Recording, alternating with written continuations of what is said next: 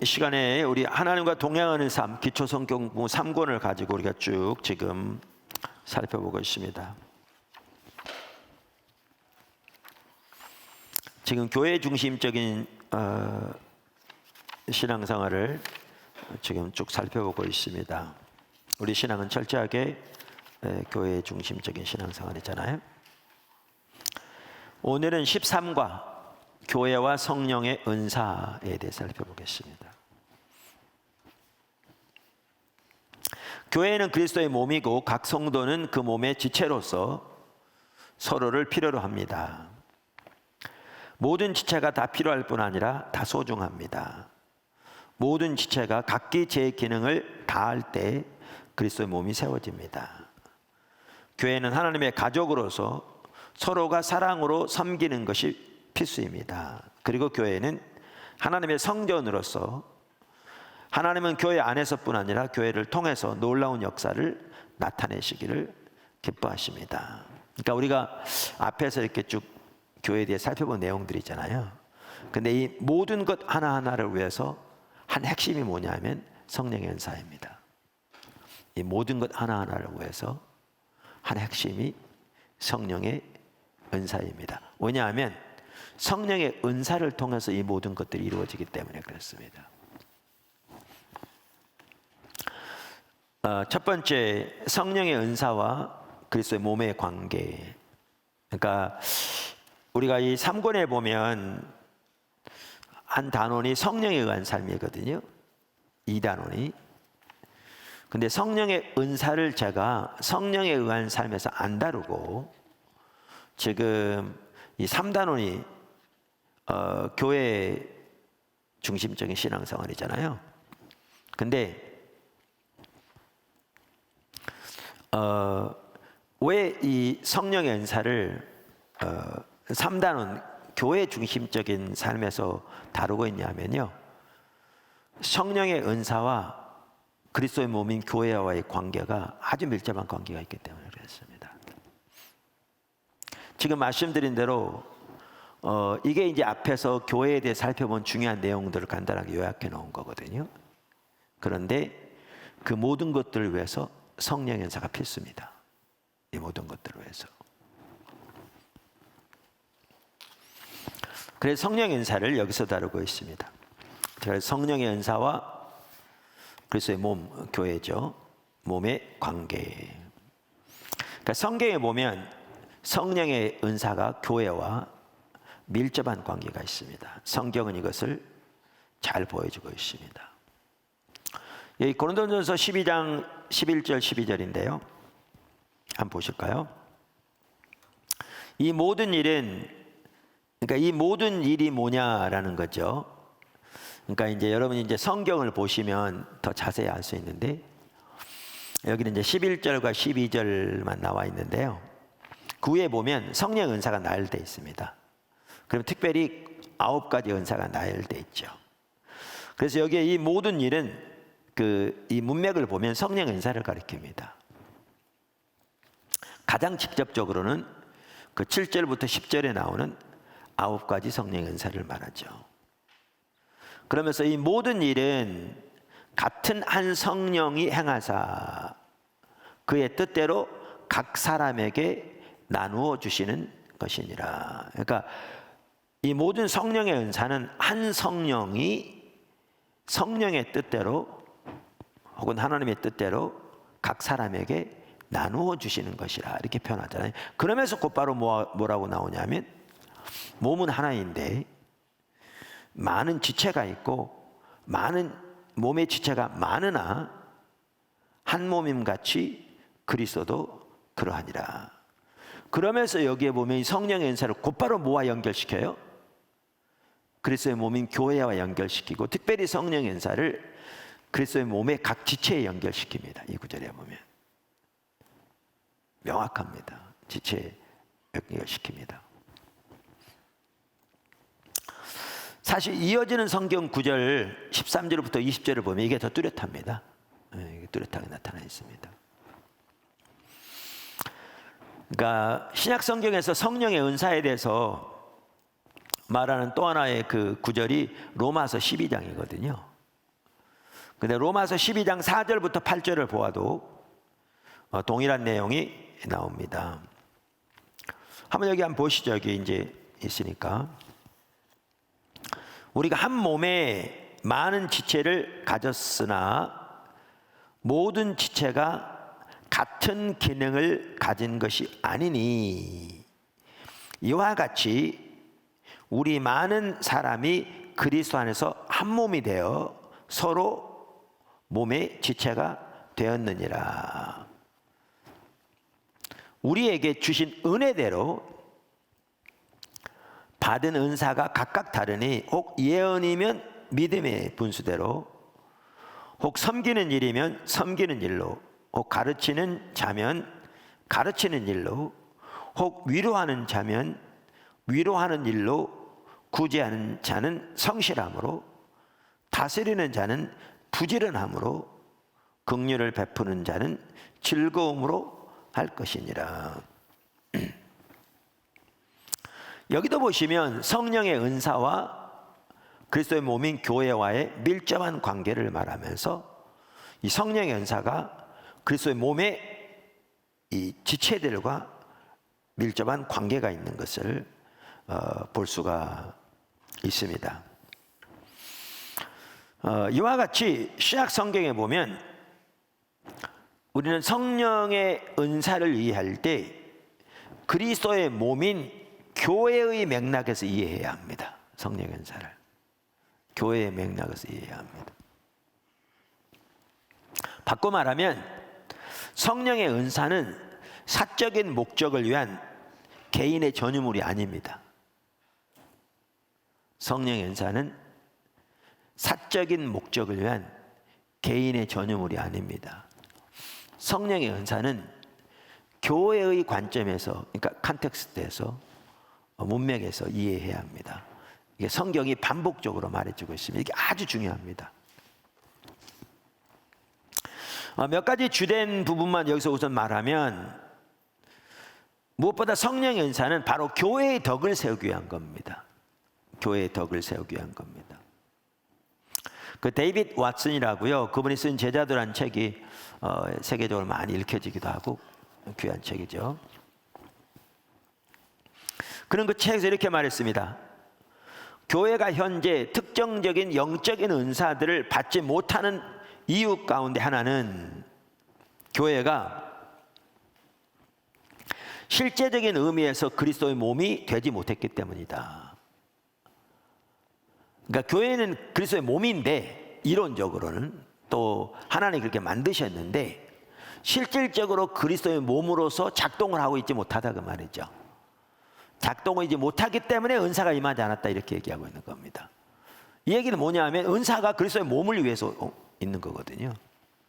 그래서 이렇게 이야기하죠. 하나님이 우리에게 은사를 부여할 때는 오직 우리가 한 몸의 지체로서 서로에게 보다 깊게 그리고 보다 큰 사랑으로 헌신할 때다. 그리스도의 몸 안에는 여러 가지 직임이 있다. 즉 서로 봉사하며 섬겨할 일들이 많다는 것이다. 그러니까 이 하나만 보더라도 은사가 왜 주어지는지 또 어떤 목적으로 쓰여져야 될 것인지 너무나 선명하게 볼 수 있죠. 또 이렇게 실질적으로 할 때 은사가 더 부어질 거라 그 말입니다. 이렇게 실질적으로 할 때. 할렐루야. 뿐만 아니라 성령의 은사가 가장 많이 나타나는 때가 언제냐면요, 교회가 모일 때입니다. 교회로 모일 때. 그러니까 교회는 모일 때 엄격하면 그때가 교회라고 그랬잖아요. 우리 앞에 교회 살펴봤잖아요. 그래서 모임이 중요한데 지금 코로나 때문에 지금 이러고 있는 거죠. 한편은 이제 차선책으로 일부 성도들은 여기 나와 있지만 이제 가정에서 지금 다 많은 분들이 지금 함께 하고 있는데, 함께는 못 모이지만 그래도 이제 동일하게 예전에는 가능하지 않았던 이런 방법을 통해서 이제 성령 안에서 우리가 한편은 모이고 있으니까, 그래서 함께 한 장소에 모이는 것만큼은 못하지만 그래도 하나님께서 많이 함께하고 계시고 은혜를 부으시고 그래서 너무 감사하죠. 그래서 이제 이렇게 모일 때는 좀 안타까운 게 뭐냐면 이제 일방 통행밖에 안 되니까 이렇게 상호간에 물론 이제 이거를 줌 같은 걸로 하면 그렇지만 지금 현 시점에서 수백 명 내지는 이제 지금 여러 명 모이고 있거든요. 이제 그게 가능하지 않아서 지금 아직 기술로는 충분하게 그런데 모일 때 은사가 가장 많이 나타납니다. 그래서 모임이 중요합니다. 그 성령의 은사에 대해서 말하고 있는 고린도전서 12장부터 14장은요. 교회로 모일 때를 배경으로 쓰여졌습니다. 그걸 기억하셔야 돼요. 교회로 모일 때를 배경으로 쓰여졌어요. 그래서 11장부터 14장에 보면 모일 때 교회에서 이런 단어들이 여러 번 나옵니다. 여기 성경 구절들이 있죠. 여러 번 나옵니다. 여러 번 이렇게 나옵니다. 그래서 교회가 예배로 모일 때 성령의 지휘를 따라 오케스트라의 그 지휘자처럼 지휘를 따라 다양한 성령의 은사들이 다양한 사람들을 통해서 교회의 유익을 위해서 나타나는 거죠. 서로의 유익을 위해 나타나게 되는 겁니다. 이게 성령 은사입니다. 성령 은사입니다. 자, 교회와 관련되는 또 한 가지 면은 뭐냐면요. 성령 은사는 교회에서 그 열매가 검증되어야 합니다. 할렐루야. 교회에서 그 열매가 검증돼야 합니다. 여기에 검증돼야 할 열매는 크게 두 가지가 있습니다. 뭐가 있을까요? 두 가지가. 하나는 그 은사가 나타나는 사람에 대한 열매가 검증돼야 합니다. 두 번째는 그 은사 자체의 열매가 검증돼야 합니다. 근데 이게 교회에서 검증돼야 합니다. 검증돼야 합니다. 그러니까 예를 들면 예를 들면 이렇습니다. 예를 들면 어떤 사람에게 예언 은사가 강력하게 임했다. 그래서 예언하는데 그냥 숨겨진 비밀들을 정확하게 드러낸다. 이렇게 아무리 은사가 강력하게 나타난 사람이 있어도요, 그 사람을 우리가 이제 우리 지체가 아닌 외부 사람을 우리가 이제 초청을 해서 이렇게 같이 성도들에게 유익이 되도록 한다. 그러려면요, 그 은사를 보고 초청해서는 안 됩니다. 그분이 속해 있는 지역 교회에서 열매를 봐야 합니다. 여기서 두 가지 면에서. 하나는 그 사람의 열매를 봐야 되고요. 그 다음에 또 하나는 그 은사의 열매를 보아야 합니다. 그런데 이렇게 은사는 매우 강력하게 나타나는데 지역교회에 속해 있지도 않고 교회도 종종 나가고 결혼 생활도 충실하지 않다. 이런 사람 초청하면 난리 납니다. 절대 초청해서 안 됩니다. 개인적으로도 그런 사람들 은사 강력하게 나타난다고 기도받고 이런 얘기 안 하시는 게 좋습니다. 교회와 이 은사가 이렇게 교회의 컨텍스트에서 주어지기 때문에요. 가장 또 교회와의 깊은 연관이 있기 때문에 또 한 가지 말씀드린 대로 성령 은사는 그 교회에서 열매가 검증돼야 합니다. 말씀드린 두 가지 면에서. 그래서 데이비드 왓슨도 이렇게 얘기합니다. 데이비드 왓슨도 모든 은사들은 하나님의 백성의 공동체 내에서 가치가 평가되고 시험받아야 한다. 공동체 내에서 가치가 평가되고 시험받아야 한다. 우리가 오전에 벌써 몇 개월째 쭉 모여서 이렇게 기도하고 있고, 오전 같은 경우는 시간이 이렇게 길어지면서 그동안 집중적으로 계속 주님을 찾고 있는 분들이 이제 수가 계속 한 분들이 많고, 저녁도 지금 이번에 3주째인가요? 4주째인가요? 4주째죠. 4주째인데, 그래서 이제 이렇게 진행되면서 영적인 분위기도 이렇게, 그러니까 제가 앞에서 이렇게 인도하다 보면 그게 제가 저에게 어떤 분이 다 맞고 이런 걸 떠나서 이렇게 시간이 지날수록 이렇게 오전 시간 같은데 하나님의 인자가 매우 강력한 게 느껴지거든요. 이렇게 인도하다 보면. 근데 저녁 시간에도 점점 이제 그렇게 돼가고 있는 것 같은데 실제로 하나님 많이 함께 하고 계신데, 그러다 보니까 우리가 같이 기도하면서도 이렇게 나누고 기도했듯이 어떨 때는 은사들도 막 부어지고 그러더라고요. 그래서 지금 최근에 어떤 한 오이코스만 하더라도 성령 은사 강력하게 부어졌나 봐요. 그러니까 이제 본인은 두려운 겁니다. 이게 강력한 은사가 부어지니까 이게 잘못되나 싶기도 하고. 그래서 이제 교구장님하고도 이렇게 상담을 했더라고요. 그래서 교구장님이 이제 뭐 괜찮다고, 문제 없을 것 같다고. 근데 저한테 직접 물었나 아니면 어떤 통로도 저한테 얘기 와서 제가 얘기를 했던 것 같은데, 염려하지 마시라.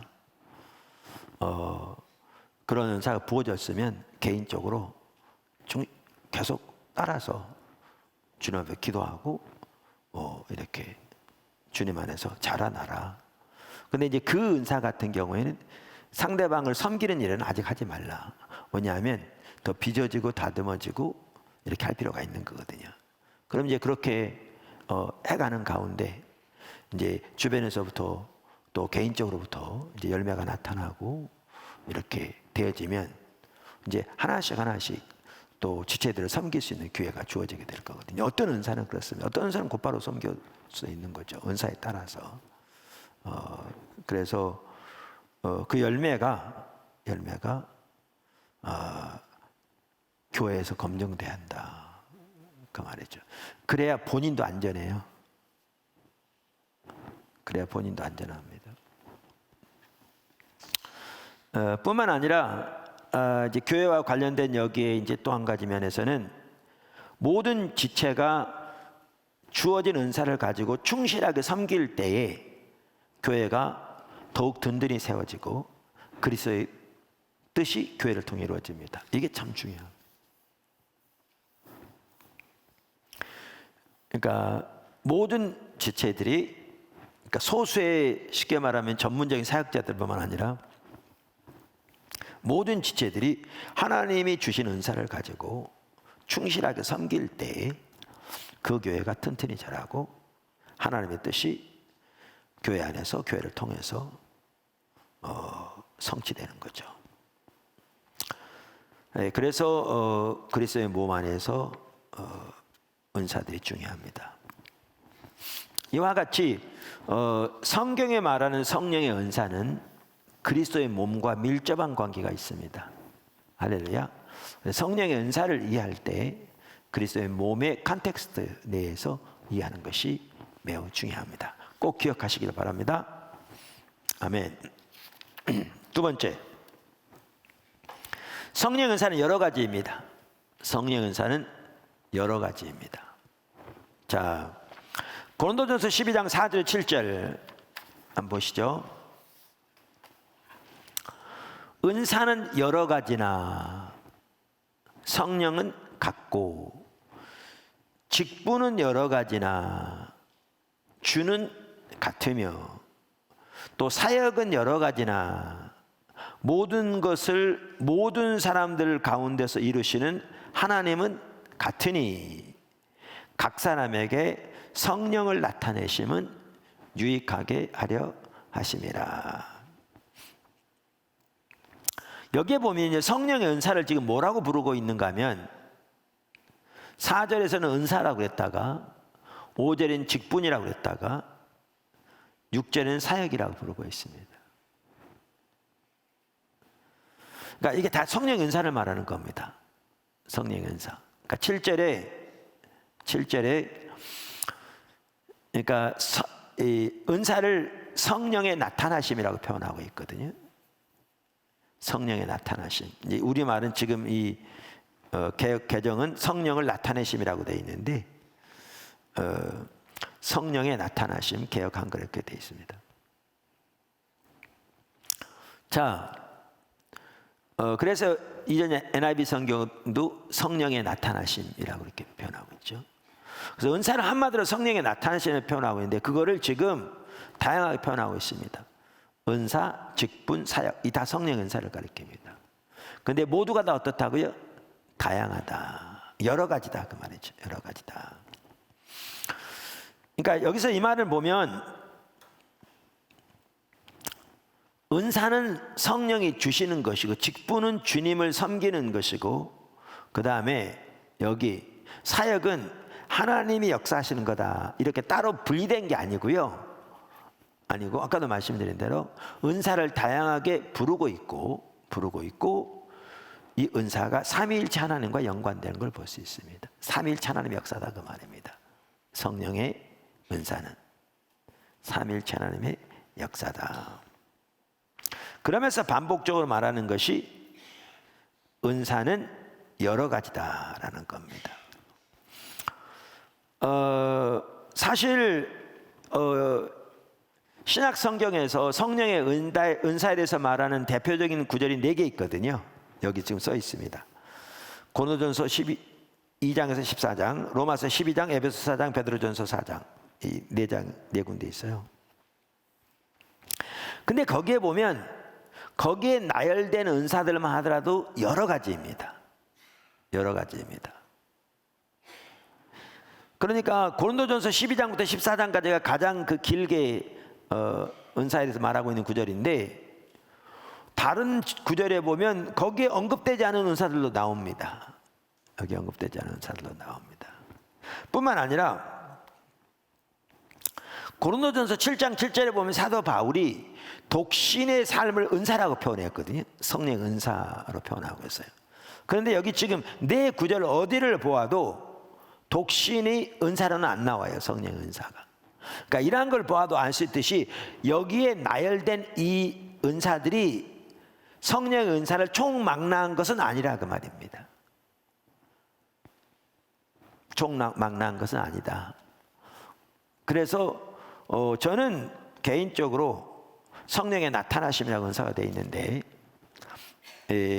여기에 그 성경에 나와 있는 그러한 목록 외에도 성령의 은사들이 있을 수 있다고 믿습니다. 개인적으로 이러한 것을 보아도 아시듯이, 물론 저같이 믿는 분도 많이 있습니다. 한 예를 들면 저는 비즈니스도 은사 중에 하나라고 믿습니다. 그러니까 이 말을 안 믿는 사람도 비즈니스 잘하는 사람도 있거든요. 그러니까 그것도 성령의 은사란 말은 아닌데, 비즈니스도 성령의 은사 중에 하나라고 믿습니다. 어떤 분에게는 그 방면의 은사가 주어진 분이 있습니다. 제가 어느 교회 집회를 갔다가 그 교회 장로님 중에 한 분이 이렇게 강사들 이렇게 식사 대접해서 갔는데, 그분이 회사를 크게 여러 계열사가 있는 그 회장님이세요. 근데 기도하는데 또렷하게 느껴지는 것 같더라고요. 성령의 은사가 기름 부음이 함께하고 있는 이 일을 왜?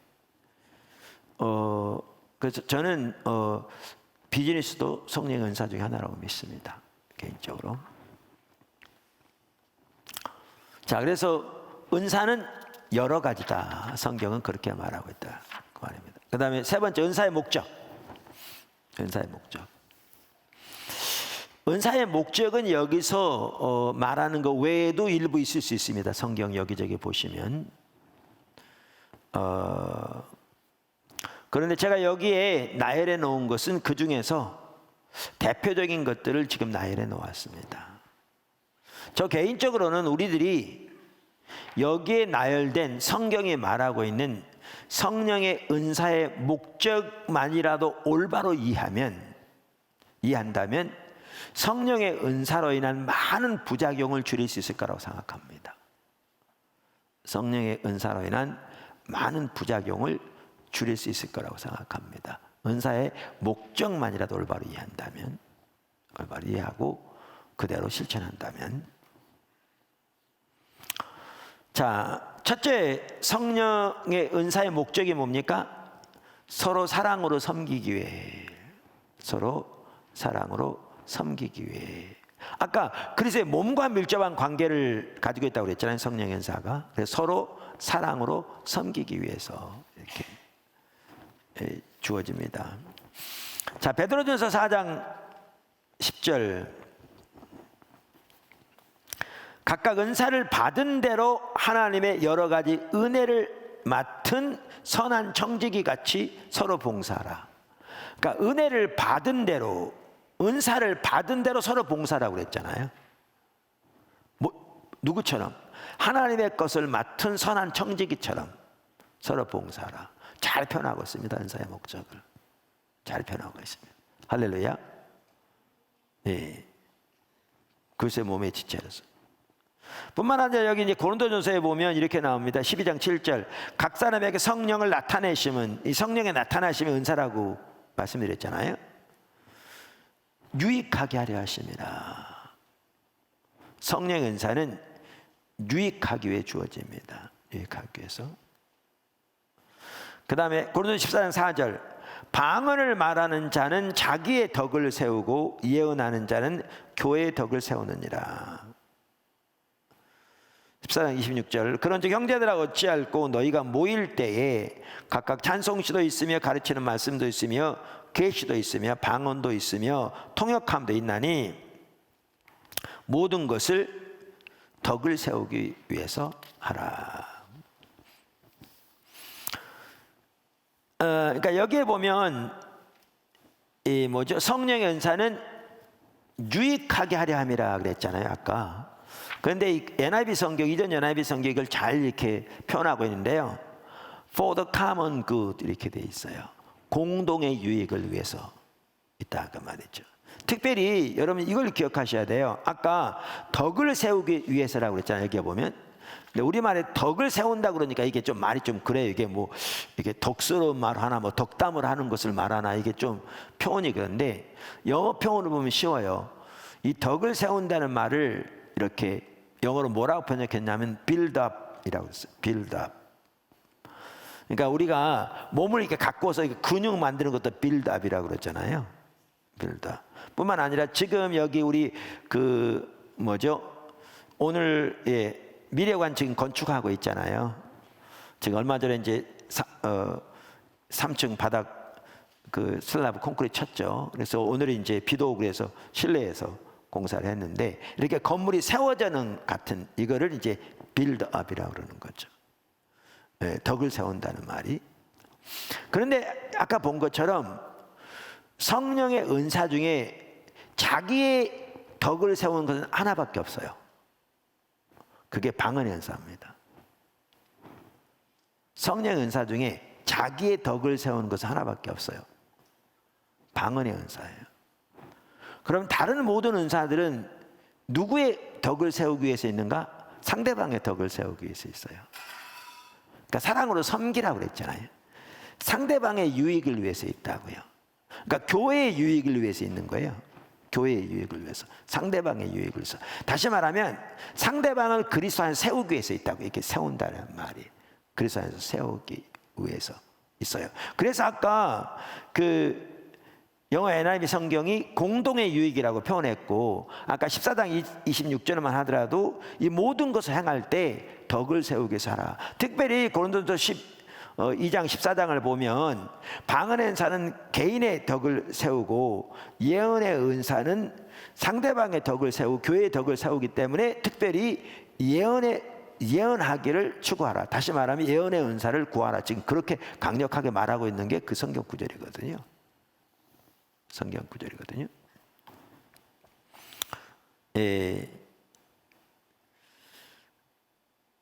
자, 그래서 이것을 한마디로 요약하면 이 고린도전서 14장 12절입니다. 제가 이 구절은 여기 써놨는데, 그러므로 너희도 영적인 것을 사모하는 자인즉 교회의 덕을 세우기 위하여 그것이 풍성하기를 구하라. 정말 잘 표현하고 있죠. 교회의 덕을 세우기 위하여. 교회의 덕을 세운다는 말은 아까 말한 대로 무슨 뜻이라고요? 교회를 그리스도 안에서 더 세우기 위해서 그것이 뭐가? 은사가 풍성하기를 구하라.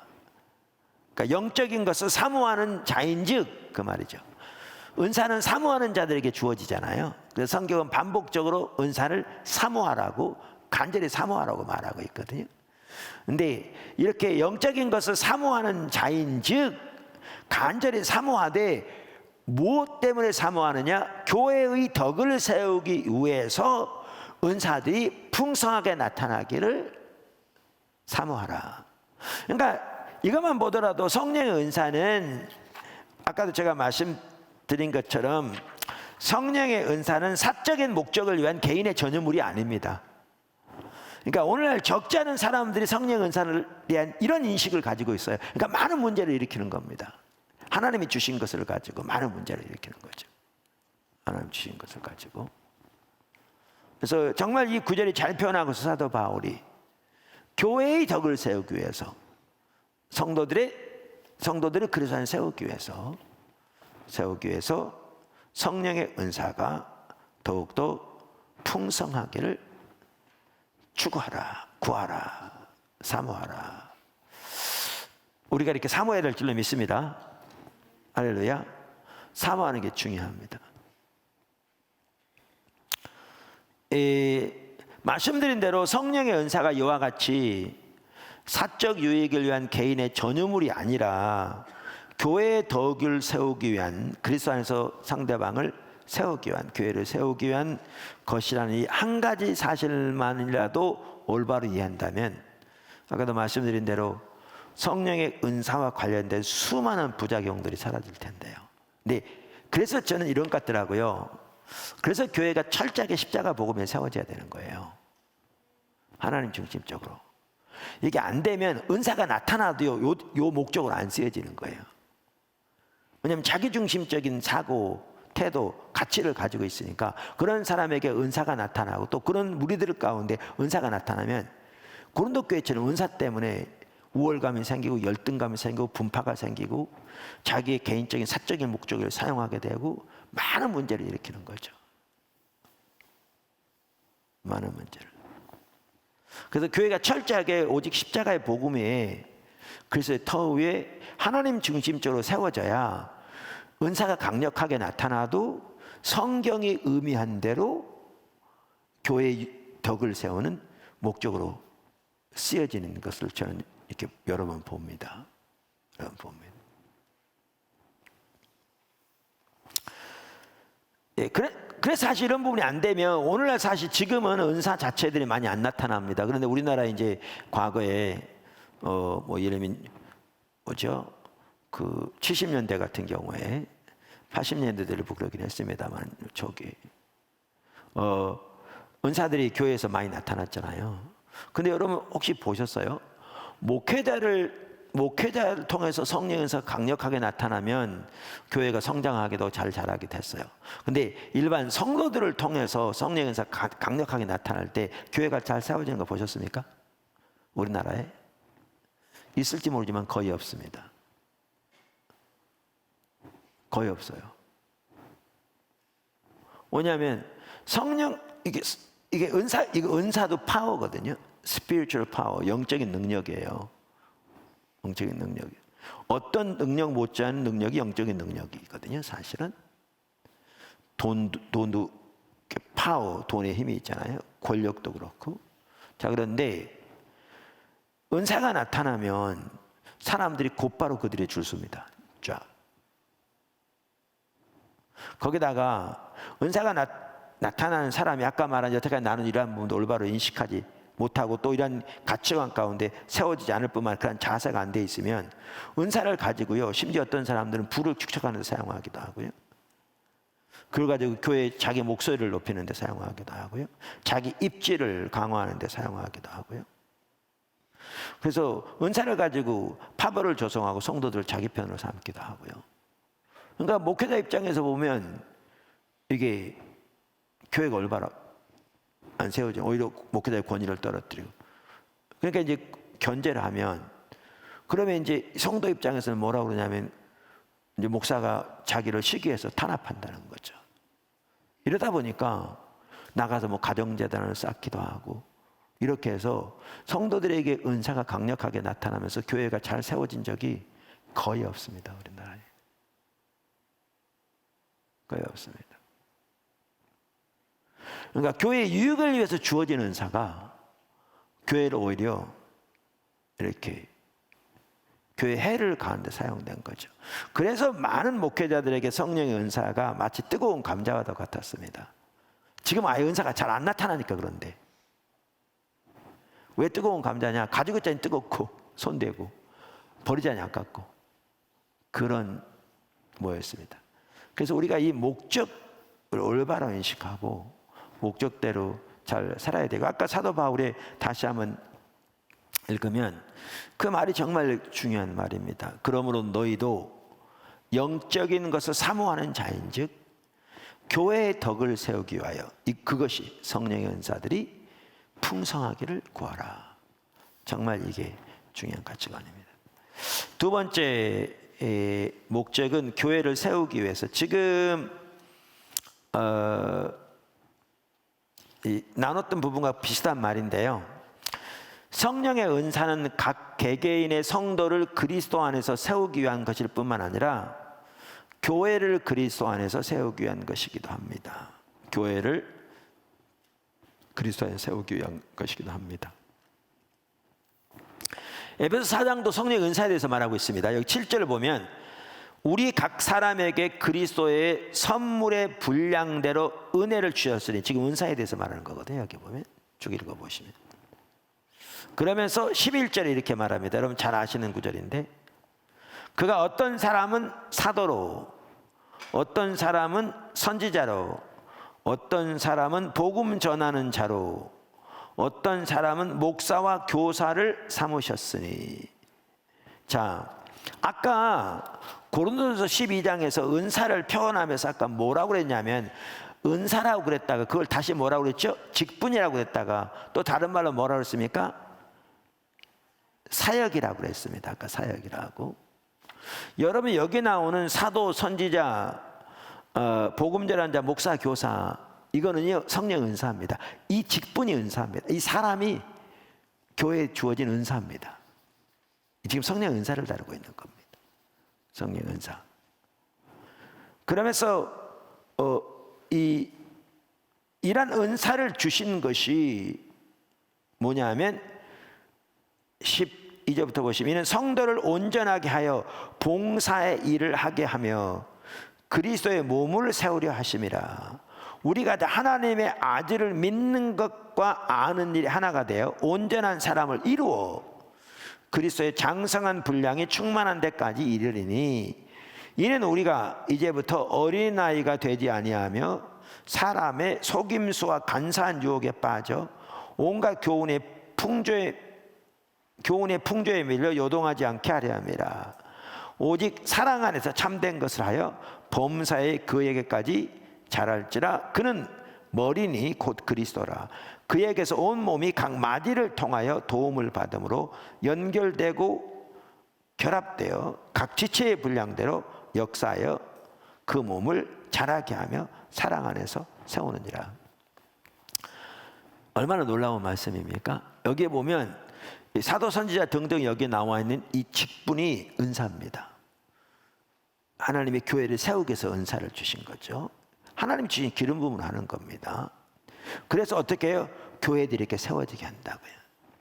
그리스도의 장성한 분량이 충만한 데까지 있도록 세워지게. 이 내용은 우리가 이제 교회에 대해 살펴볼 때 앞에 살펴보았습니다.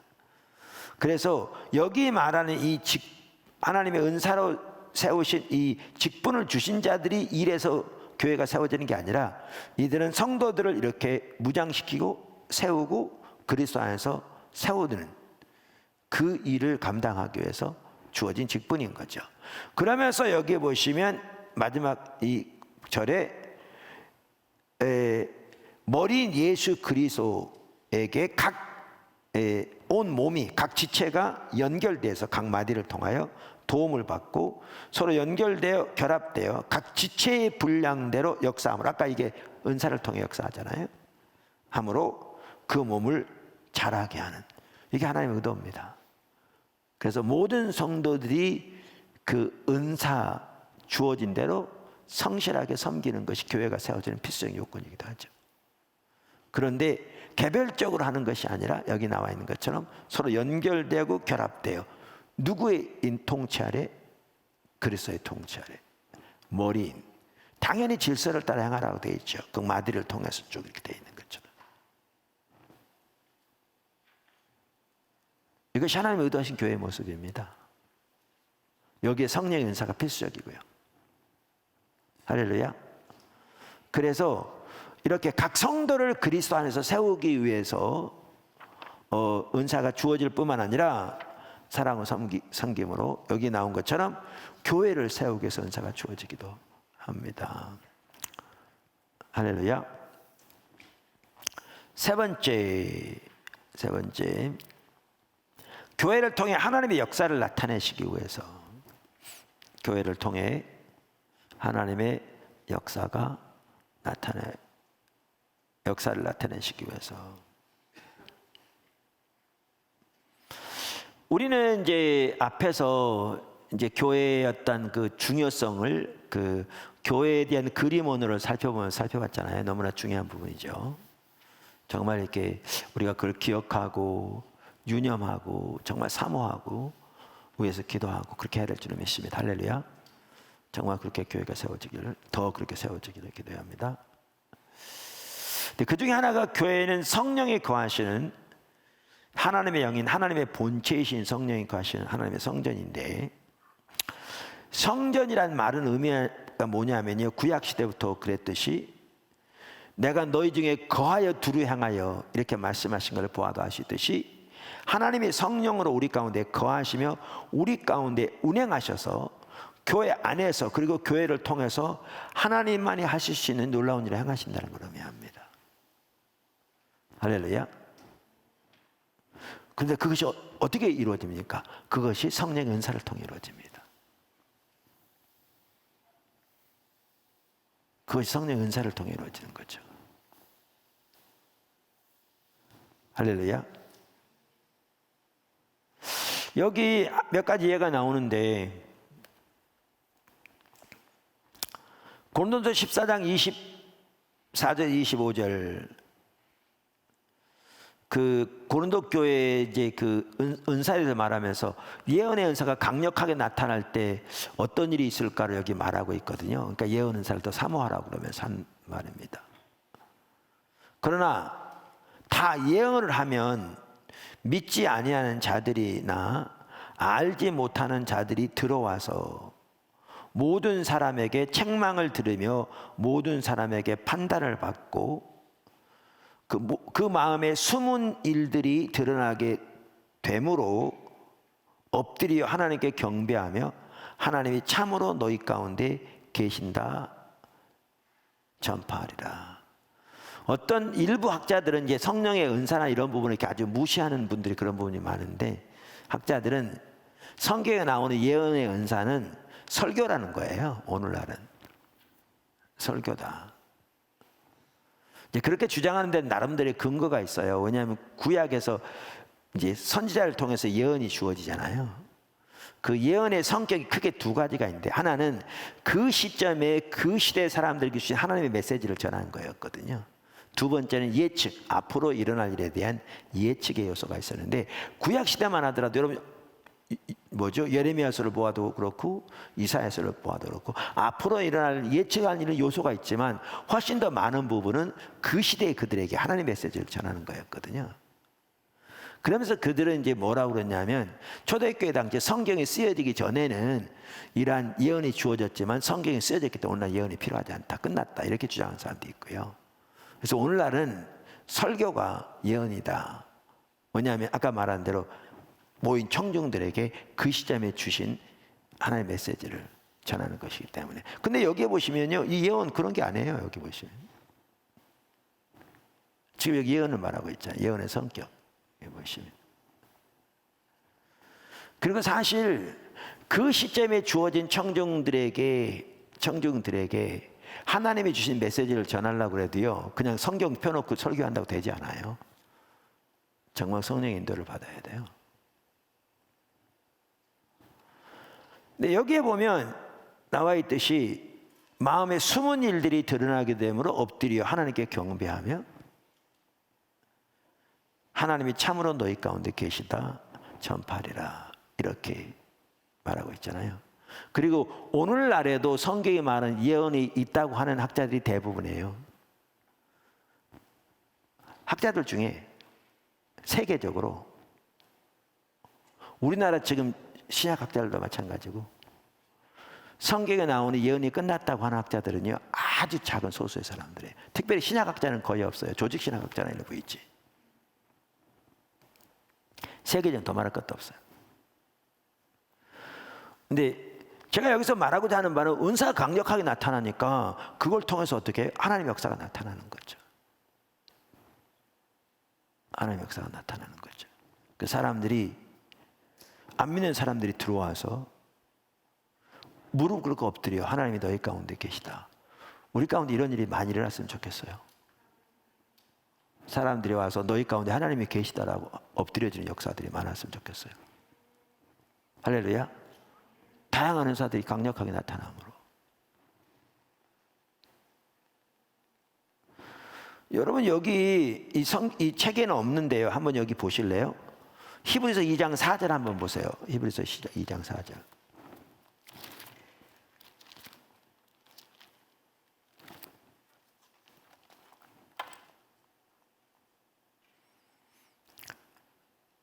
(3절부터) 보시면 우리가 이같이 큰 구원을 등한시 여기면 어찌 그 보응을 피하리요. 그러니까 이제 구약과 신약을 대조하는 겁니다. 그 율법이 천사를 통해서 주어졌는데 그 율법을 그 대적하고 순종하지 않았을 때도 그에 해당하는 심판을 받았다 그 말이죠. 보응을 받았는데 하물며 예수님을 통해 주어진 그 큰 구원을 등한시 여기면 어찌 그 보응을 피할 수 있겠느냐, 지금 그 얘기입니다. 그러면서 이 구원은 처음에 주로 말씀하신 바요. 그러니까 예수님을 통해서 주신, 예수님이 말씀하신 것이죠, 가장 먼저. 그 다음에 들은 자들이 우리에게 확증한 바니, 여기 핵심적인 인물들이 누구죠? 사도들이죠. 우리가 확증한 바니. 그 다음에 4절 보세요. 이 복음이 전파되는데 예수님이 가장 먼저 말씀하시고 예수님께부터 들은 자들, 가장 먼저는 사도들. 그러니까 복음의 구원의 한 핵심은, 복음의 한 핵심은 예수의 십자가 부활이잖아요, 그죠? 그 부활에 대한 증거도 그렇고 확증한 바니. 그러면 4절에 보면 하나님도 이 복음을 함께 증언하셨다는 거예요. 4절 이 중간에 빼고요. 하나님도 끝 부분 보세요. 그들과 함께 증언하셨다. 그들이 누구냐면 들은 자들, 초대교회 당시에 증언하셨다. 그러면서 하나님이 증언하셨는데 뭐를 통해 증언하셨다고 나와요? 표적과 기사들, 여러 가지 능력을 통해서. 동시에 또 뭐라고요?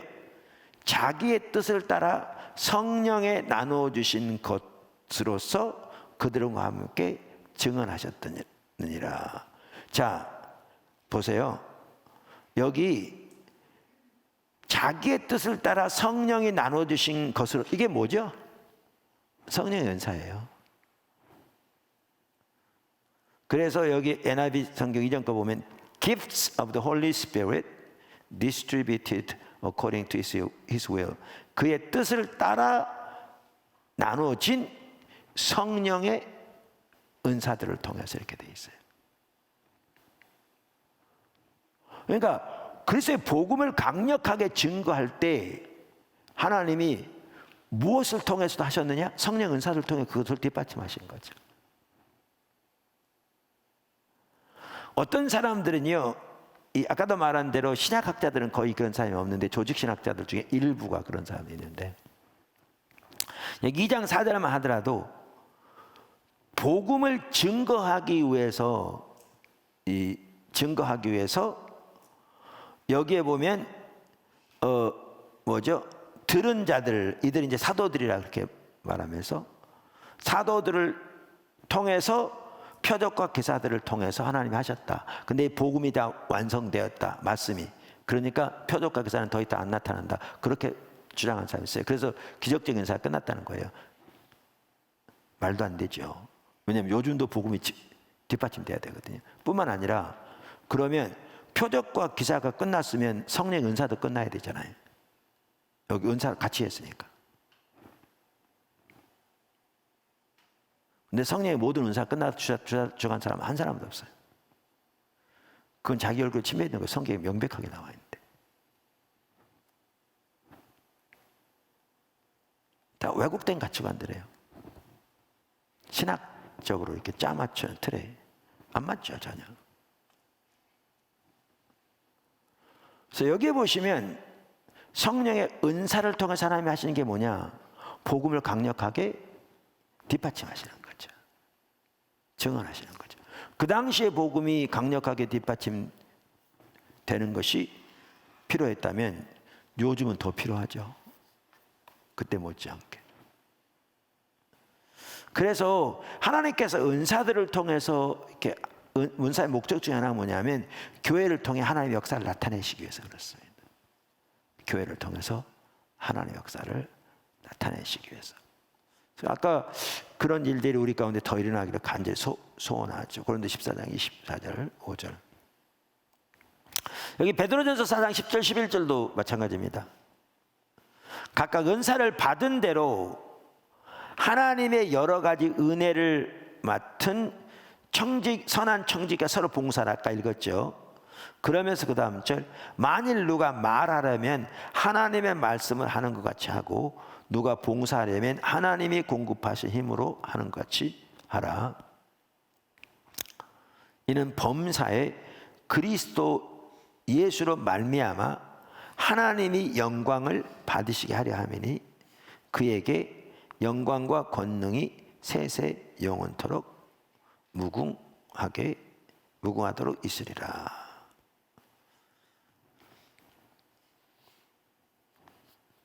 그래서 데이비드 왓슨도 이렇게 얘기합니다.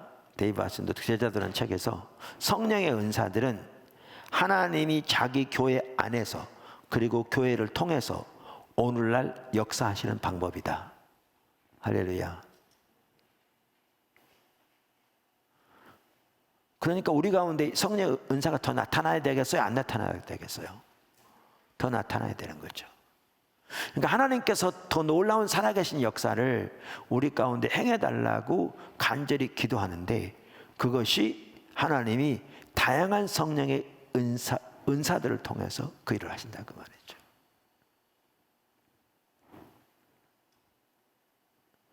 그 다음에 네 번째 성령의 은사는 하나님 나라 사역을 위한 도구입니다. 그러니까 여러 번 말씀드리죠. 하나님 나라 사역을 위한 도구입니다. 연장입니다.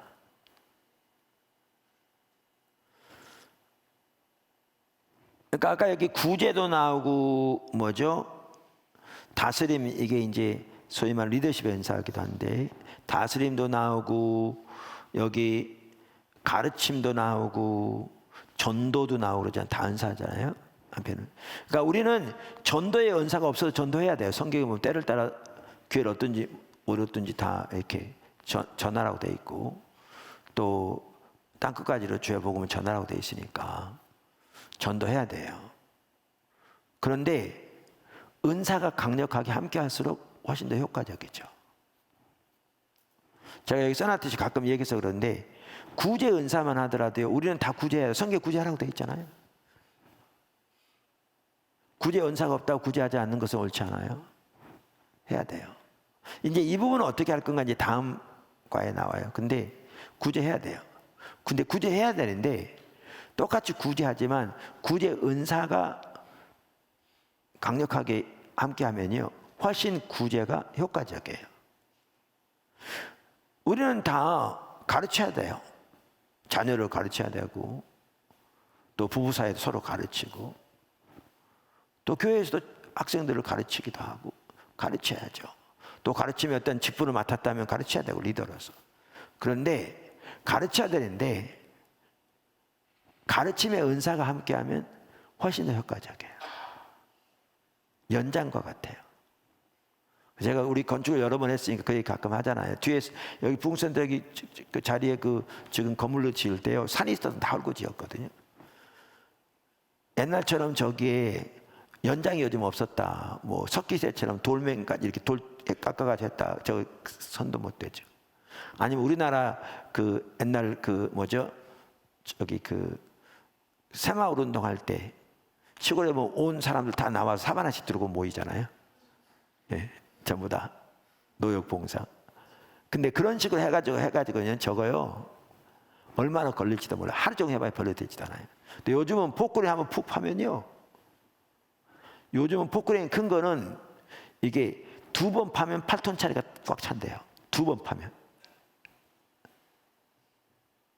요즘은. 그러니까 무슨 얘기냐면 연장이 좋을수록 일이 효력이 커요. 은사가 딱 그거예요. 그래서 우리는 하나님 나라 사역을 위해서 은사가 절실하게 필요해요. 하나님 나라 사역을 위해서도. 할렐루야. 그래서 한편으로 은사는 아까도 말한 대로 연장이라고요. 그러니까 어떤 사람이 은사를 자랑하면 여기다 꽃게임 들고 다니면서 자랑하는 것 똑같아요. 호미 들고 다니면 자랑하는 것 똑같아요. 나 호미 있어. 밭은 안 갈고. 어리석은 거죠. 자, 네 번째, 성령의 은사의 길. 성령의 은사의 길. 이 부분 참 중요한 것 같아요. 이 부분도. 그러니까 로마서 12장 9절 11절을 보아도 알 수 있는데요. 저는 고린도전서 13장을 보면 잘 알 수 있다고 생각합니다. 고린도전서 13장이 성령의 은사의 길이에요. 그러니까 어떤 사람들은 가장 큰 은사가 사랑이라고 그러는데 사랑은 은사가 아니에요. 은사가 아닙니다. 고린도전서 13장은요 성령의 은사의 길을 말하고 있어요. 이게 명확해요. 저는 재론의 여지가 없다고 봐요. 저처럼 말하는 분은 한 분도 없더라고요. 제가 주석들 찾아봐도. 근데 저는 확신해요. 명확해요. 재론의 여지가 없어요. 무슨 얘기냐면요 문맥을 봐도 알 수 있어요. 여러분 고린도전서 12장과 12장 마지막 절과 14장 1절이 연결되는 거 아세요? 그러니까 13장은 가로와 같아요. 이건 다 동의해요. 이건 학자들도 다 금방 보면 알 수 있어요. 이건 뭐 학자가 아니라 금방 보면 알 수 있어요.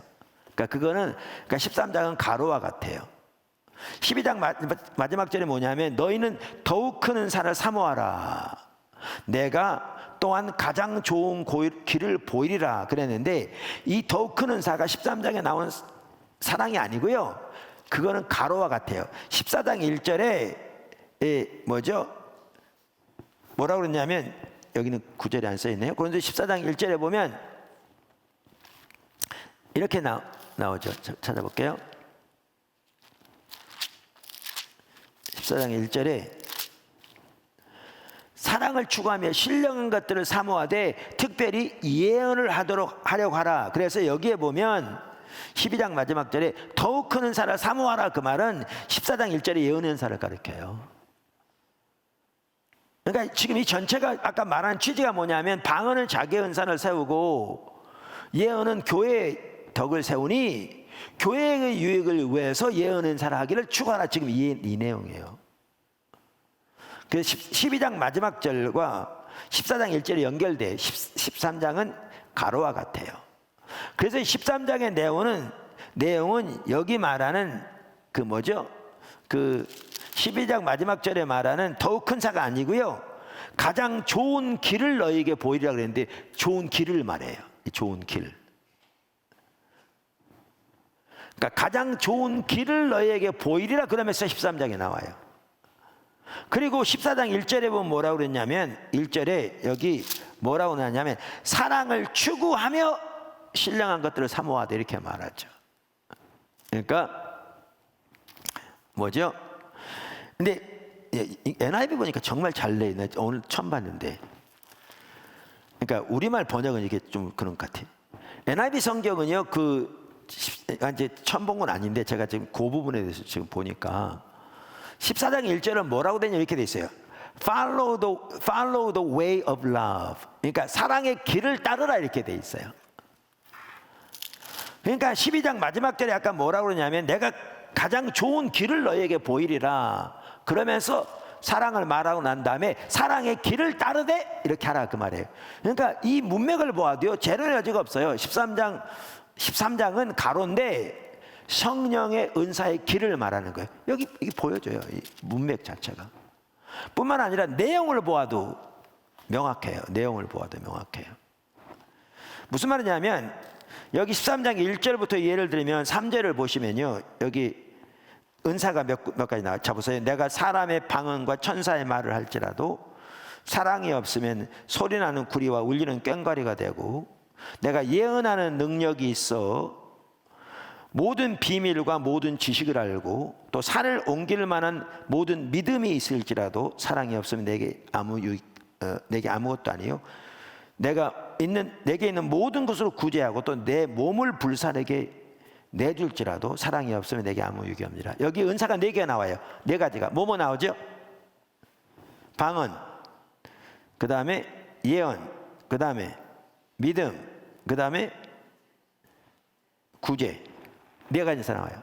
근데 여기 지금 말하는 내용이 뭔지 아세요? 이 은사들이 가장 강력하게 나타나는 걸 지금 전제하고 있는 거예요.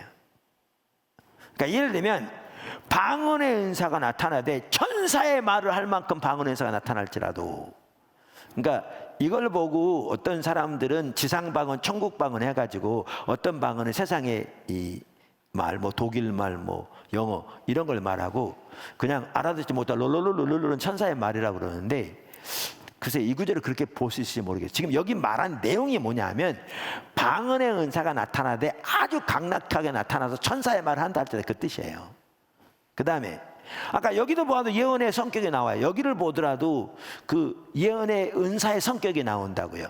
그러니까 예언의 은사가 강력하게 나타나는데 얼마큼 강력하게 나타나느냐, 모든 비밀과 지식을, 그러니까 다른 길로 알 수 없는 모든 비밀과 지식을 아는, 이게 지금 예언의 은사의 성격이에요. 아까 14장에도 보면 이런 일이 있으면 사람들이 와서 너희가 하나님 계시다고 엎드려질 거라고 그랬잖아요.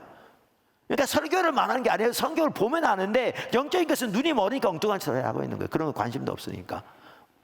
학적인 지식만 가지고 말도 안 되게. 그리고 초대교회 당시에 누굽니까? 아가보 선지자가 예언해가지고 가뭄이 올 걸 이해해서 그게 대해서 계기가 돼서 예루살렘 교회에서 헌금하고 그랬잖아요. 등등. 자, 그런데 여기 보시면 예언의 은사를 지금 예를 들면서 어떤 단계를 예를 드는 거예요? 모든 비밀과 지식을 알 만큼 이 예를 드는 거예요. 그러니까 제가 갑자기 저에게 예언의 은사 예매했는데 여러분의 숨겨진 비밀이 다 드러나 제 눈에 다 보여. 뭐 이렇게 예를 들면 뭐 이런 내용인 거죠. 뭐 이렇게. 그 다음에 믿음의 은사가 이런 거예요. 근데 믿음의 은사가 나타나는데 얼만큼 강하게 나타나냐면 산더러 이게 시의 명하니 들려 바다로 가라 그랬더니 산이 딱 잘려 날라가. 뭐 이런 은사 지금, 그러니까 그 정도로 강력한 믿음의 은사를 지금 말하는 거예요. 그 다음에 구제 은사 있는 사람은 못 줘서 안달이거든요. 자, 근데 얼마나 구제 은사가 강력한지 자기 몸을 불살라 내주는 만큼. 지금 여기서 말하고자 하는 게 뭐냐 하면 은사를 4개 예를 들면서 이 은사가 나타나되 이토록 강력하게 나타난다 할지라도 그 뜻이에요. 할지라도 사랑으로 행치 아니하면 아무 유익이 없다 그 얘기예요.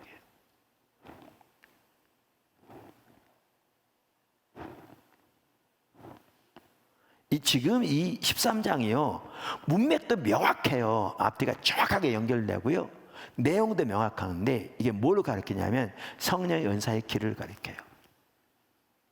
성령의 은사의 길. 사랑이 없어 아무 유익이 없다. 그러면 이 말은 뭔 말이냐? 이 말은 자 보세요. 말기암 환자가 지금 곧 죽어가는데 강력한 치유의 은사가 나타나서 내가 그냥 지나가면 손 한 번 얹었더니 그냥 팍 쓰러지더니 암이 나와버렸어. 이 말은 뭐냐면 아무 유익이 없단 말은요 그분에겐 되게 유익이 있는 거죠. 죽다 산 거잖아요. 근데 이건 하나님이 하신 거니까 내겐 아무 유익이 없다는 거예요. 지금 그 얘기잖아요. 내가 하나님 앞에 받을 건 아무것도 없다는 그 말이에요. 아무 유익이 없다. 그래서 은사를 향할 때 사랑으로 해야 한다. 그러니까 이거를 결혼 신혼부부에게 이렇게 이렇게 선물해주고 그러잖아요. 사랑장. 근데 신혼부부들이 보도 좋고 뭐 우리처럼 60대 부부도 보는 것도 좋고 다 좋아요. 근데 이 구절은요, 가장 먼저 은사의 길을 말하는 거예요. 물론 사랑의 성격은 똑같겠지만 사랑을 하라. 그럼 이 한마디 한마디 보면요, 너무나 중요해요. 지금 다 설명할 수 없고, 그래서 여러분 이걸 성령 은사가 더욱더 우리 나타나를 기도하고 사모하자고 그랬는데, 그럴수록 반드시 기억해야 돼요. 성령 은사는 오래 참음으로 해야 한다. 이 얘기는 뭐냐면 은사를 가지고 섬길 때 오래 참아야 한다는 얘기죠. 정말 오래 참을 때 많죠. 가르칠 때도, 구제할 때도, 등등등등등. 온유함으로 행해야 한다.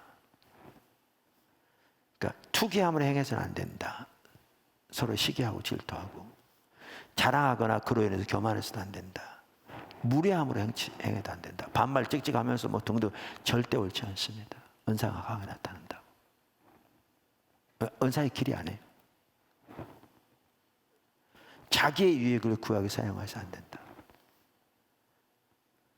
성내지 말아야 한다. 악한 것을 생각지 말아야 한다. 불의를 기뻐하지 말고 진리와 함께 기뻐해야 한다.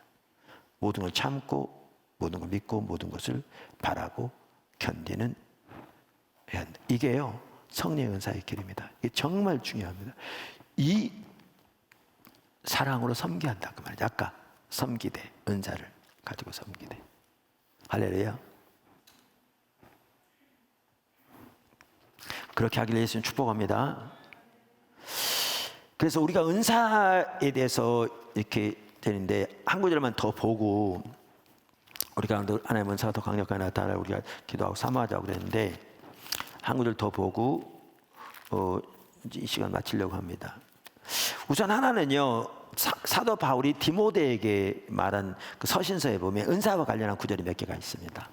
하나는 디모데 전서 4장 14절입니다. 디모데 전서 4장 14절. 디모데전서 4장 14절.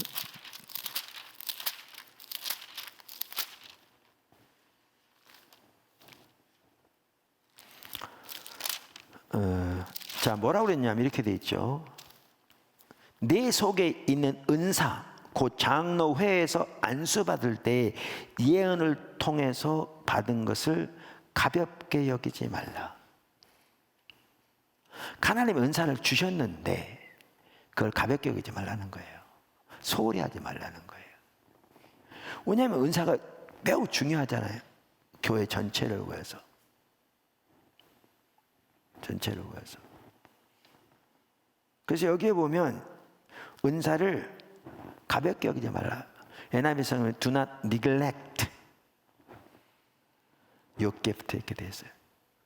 네 은사를 소홀히 하지 말라. 무시하지 말라. 다른 말로 하면. 할렐루야. 또 한 구절이 있어요. 이걸 보면 디모데 성격을 좀 알 수 있을 것 같더라고요. 이런 게 반복적으로 나와요. 디모데전서에 보면. 또 한 구절이 뭐냐면 디모데 후서 1장 6절이에요. 디모데 후서 1장 6절, 7절.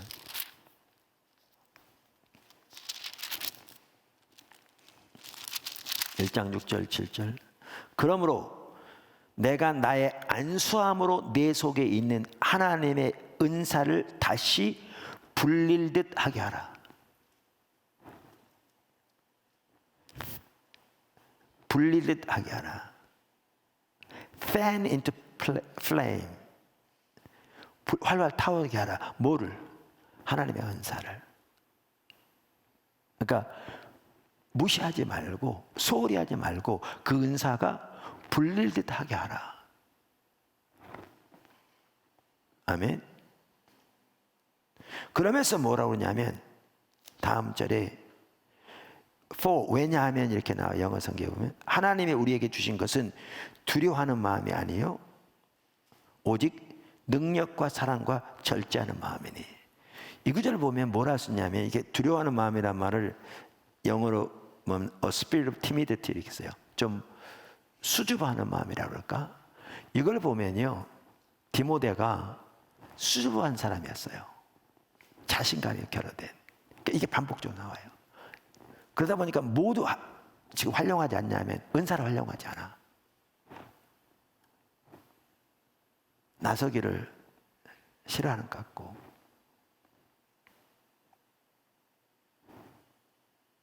그래서 이 비슷한 내용이 여러 번 나와요. 이거 보면 디모데 성격을 볼 수 있어요. 그러니까 사도 바울이 하는 말이 뭐냐 하면 은사를 소홀히 하지 말라. 무시하지 말라. 가볍게 여기지 말라. 다 같든지. 그러면서 너에게 주어진 은사를 불리듯 하게 하라. 불리듯 하게 하라. 왜냐하면 하나님이 우리에게 주신 것은 수줍음의 영이 아니다. 두려워하는 영이 아니다.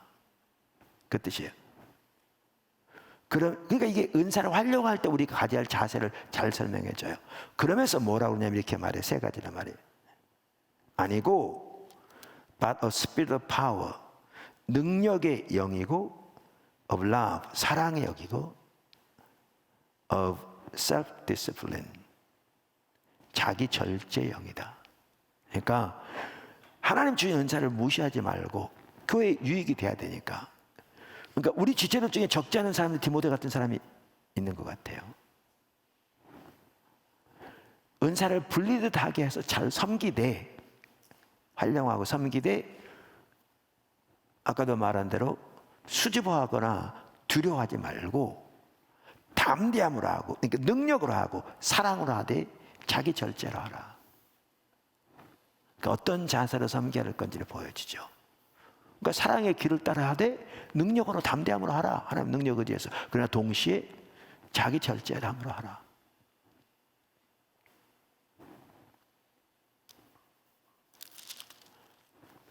아멘.